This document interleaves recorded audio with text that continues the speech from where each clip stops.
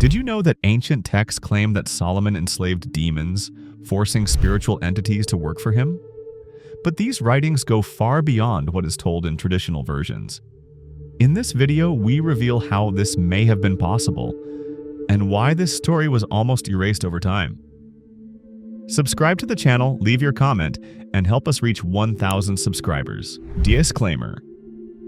This documentary uses AI-generated imagery for illustrative purposes. While the visuals are synthetic, the content is the result of rigorous research based on factual, historical, and scientific sources. Sources are cited in the description. In the year 960 before Christ, the first temple of Jerusalem was erected without a single iron tool touching its stones. The Book of Kings records this divine prohibition, but manuscripts preserved in the Cairo Geniza reveal something that the official scriptures preferred to omit. Who, in fact, carried the 10-ton stone blocks up to Mount Moriah?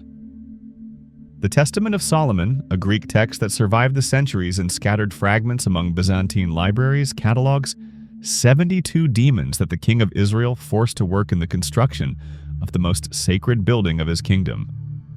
This is not fantasy literature, but a record that the early Christian scribes copied with the same seriousness with which they preserved royal genealogies. If this type of historical investigation interests you, it's worth subscribing to the channel. This helps this work continue. The narrative begins when Ornias, a minor demon that sucked the vital energy from a young worker, interrupts the construction work. The preserved accounts describe how Solomon, instead of turning to priests or traditional rituals, decided to interrogate the creature directly. The Greek manuscript preserves his words. He wanted to understand the nature of those beings before expelling them. Ornias' response changed everything. According to the text, the demon explained that his species inhabited the aerial regions and possessed knowledge about the hidden structure of matter. They knew where to find specific stones, how to move objects without tools, and more importantly, knew the location of a creature called shamir, a worm that could cut stone with the precision of a laser beam. Later rabbinical biographies suggest that Solomon perceived something that his contemporaries ignored. If demons possessed superior technical knowledge, why destroy them when he could employ them? The Babylonian Talmud preserves debates about this decision, with some sages defending that the king applied divine wisdom pragmatically, while others questioned whether he exceeded the limits of what a mortal should control. The key to enslavement lay in a ring that, according to multiple independent sources, contained the Tetragrammaton, the ineffable name of God engraved in metal. Historian Gideon Bohak, a specialist in ancient Jewish magic, observes that this was not a decorative amulet, but an instrument of power based on the belief that knowing the true name of something grants authority over that thing. Ornias was the first to experience the effects of the ring. The manuscripts describe that, upon being touched by the object, the demon lost his aerial form and was forced to assume a solid appearance. More significant, he became incapable of lying or refusing direct orders from the ring bearer. But Solomon was not content with a single domesticated demon. He forced Ornias to reveal the complete hierarchy of the demonic world and, more importantly, how to contact Asmodeus, the king of demons, known in Aramaic texts as the Destroyer. It was a dangerous escalation, from a small energy parasite to the ruler of all invisible forces that terrorize the ancient world. Capturing Asmodeus required meticulous preparation. Records preserved in Talmudic commentaries describe how Solomon located the cistern where the demonic king drank water daily. The plan did not depend on brute force, but on a trap based on intimate knowledge of the creature's habits. First, the Israelite king emptied the cistern and filled it with wine.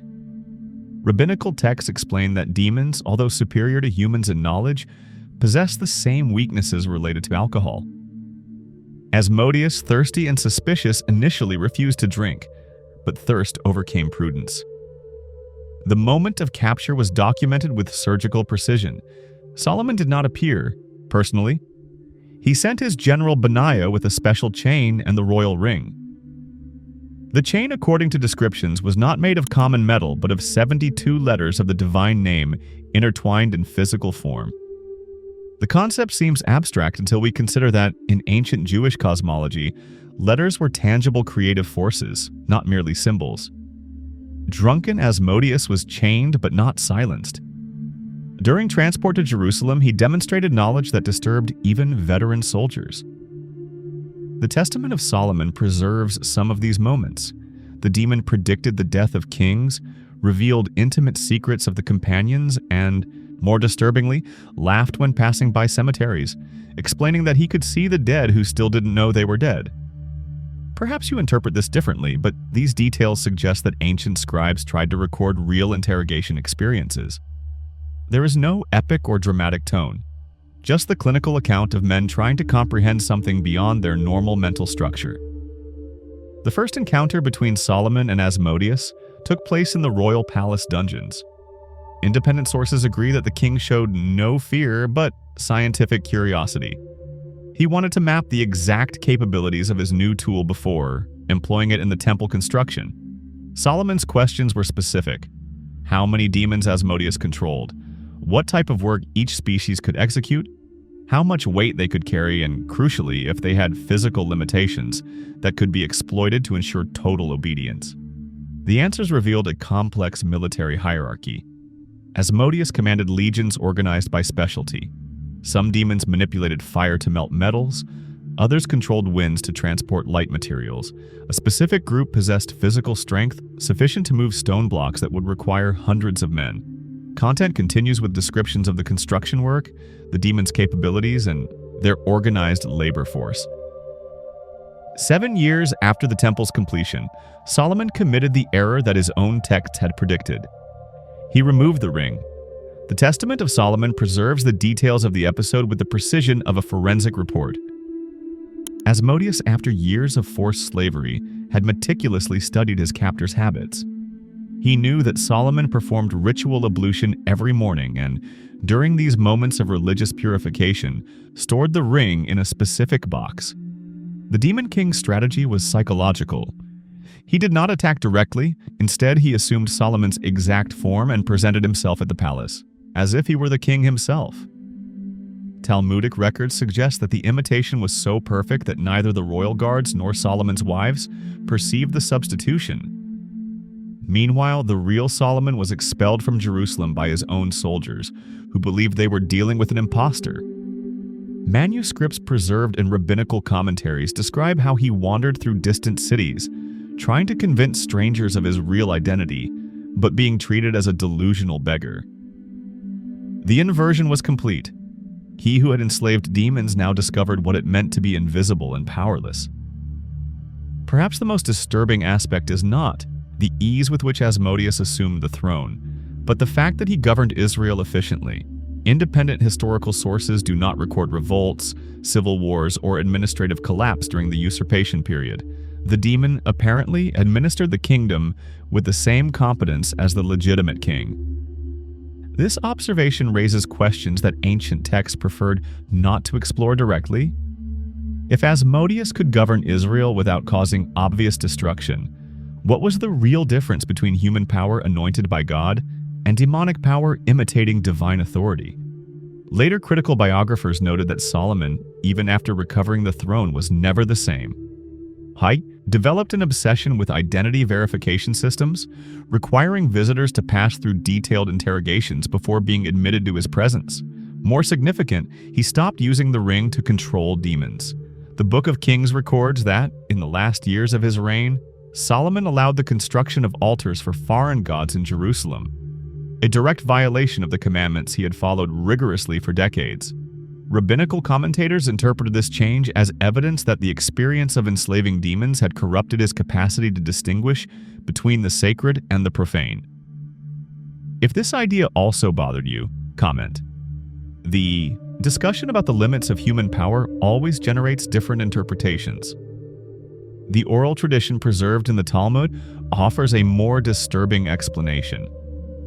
According to these accounts, Asmodeus not only governed Israel during his usurpation, he also related intimately with Solomon's wives. The result were children who carried demonic heritage, introducing a corrupted lineage into Israel's royal genealogy. This theory would explain why Solomon's successors were progressively less capable of maintaining the kingdom's unity. Rehoboam, his direct son, provoked the division of Israel into two nations through decisions that historians considered incomprehensibly stupid. If he really carried hereditary demonic influence, his destructive political choices would gain a sinister logic. The pattern repeated in following generations. Kings who should have learned from their predecessors' mistakes committed the same errors amplified, as if they were compelled by forces they could not control. The Davidic dynasty, which had reached its peak with Solomon, entered irreversible decline. Medieval manuscripts preserve an even more radical theory. Some commentators suggested that Solomon never really regained complete control over Asmodeus. The demon king would have agreed to return the throne in exchange for permanent freedom to influence the Israeli royal lineage in a subtle and prolonged way. If this interpretation is correct, Solomon's enslavement of demons was not a demonstration of divine wisdom, but the beginning of a generational contamination that would destroy Israel from within. Archaeological evidence offers ambiguous clues. Excavations in Jerusalem revealed that during the late Solomonic period, amulets and seals appeared with symbols that mix Yahwist iconography with clearly demonological elements. These objects suggest that Jerusalem's population had normalized the coexistence between the sacred and the demonic. More revealing, administrative tablets discovered in the First Temple ruins contain worker lists with names that do not correspond to any known Hebrew etymology. Specialists in ancient Semitic languages speculate they may be transliterations of demonic names, indicating that Solomon continued employing non-human workforce even after the construction's completion. The central question remains without definitive answer. Did Solomon control the demons, or was he controlled by them? Records preserved in the Cairo Genesa suggest that this question tormented generations of rabbis. Some defended that Solomon had applied divine wisdom legitimately, using impure creatures for sacred purposes. Others argued that he had violated the natural order and paid the price through his lineage's corruption. The Islamic tradition offers a different perspective. In the Quran, Sulaiman, Solomon, is described as a prophet who commanded jinn legitimately because his authority derived directly from Allah. This version completely omits the problematic aspects of the Jewish narrative, presenting demonic control as a normal prophetic gift. The discrepancy between traditions reveals something deeper about how different cultures interpreted the same set of events. For Jews, the enslavement of demons became a warning about the dangers of excessive power. For Muslims, it represented the correct application of delegated divine authority. The cultural influence of the Solomonic narrative extended far beyond the Semitic world. Medieval Greek and Latin texts adapted the story, transforming Solomon into an archetype of the magician king who dominates supernatural forces through technical knowledge. The Testament of Solomon directly influenced medieval European grimoires, especially the Lesser Key of Solomon, which cataloged specific methods for invoking and controlling demons. Renaissance magicians like John Dee and Heinrich Cornelius Agrippa cited Solomon as historical precedent for their own demonological practices. This continuity suggests that the Solomonic narrative touched something psychologically universal: the human desire to control forces we do not fully understand, combined with fear of the unforeseen consequences of that control. The contemporary relevance of the story is disturbing. Our current relationship with disruptive technologies mirrors Solomon's dilemma. We use powerful tools without fully understanding their long-term implications.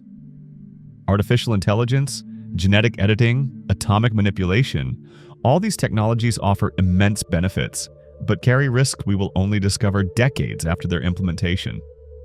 Like Solomon, we believe we can maintain absolute control over forces that are by nature unpredictable. The Asmodeus effect, the moment when the enslaved tool turns against its master, can be observed in multiple historical contexts. Industrialization promised progress, but generated pollution and social alienation. Nuclear energy offered energetic abundance, but created weapons of total destruction. With each innovation, we reproduce the Solomonic pattern: initial enthusiasm, apparent control, then gradual discovery that we have unleashed forces we do not know how to rechain. Perhaps most disturbing is that, like Solomon, we often discover that we do not want to rechain these forces. Convenience overcomes prudence. Immediate benefit nullifies concern with distant consequences. If you had already perceived this pattern before, register it in the comments. The manuscripts that preserved Solomon's narrative do not offer definitive solutions. Instead, they document an ancient recognition that power, especially power over invisible forces, corrupts in ways that only become obvious when it is too late to reverse the process. The story ends without resolving whether Solomon was wise or imprudent, whether his alliance with demons saved or condemned Israel, whether the knowledge he acquired was worth the price he paid. This ambiguity is not accidental. It reflects a sophisticated understanding that some questions do not have morally simple answers. What the texts make clear is that once we cross certain boundaries, returning to the previous state becomes impossible. Solomon could free the demons, but could not undo the knowledge he had acquired about their nature. He could stop using the ring, but could not forget what type of creature he really was when the ring was on his finger. Solomon's legacy remains encoded in every human attempt to domesticate the uncontrollable. The discovery that, in the end, the question is not whether we can control dangerous forces, but whether we can control ourselves after discovering that we can.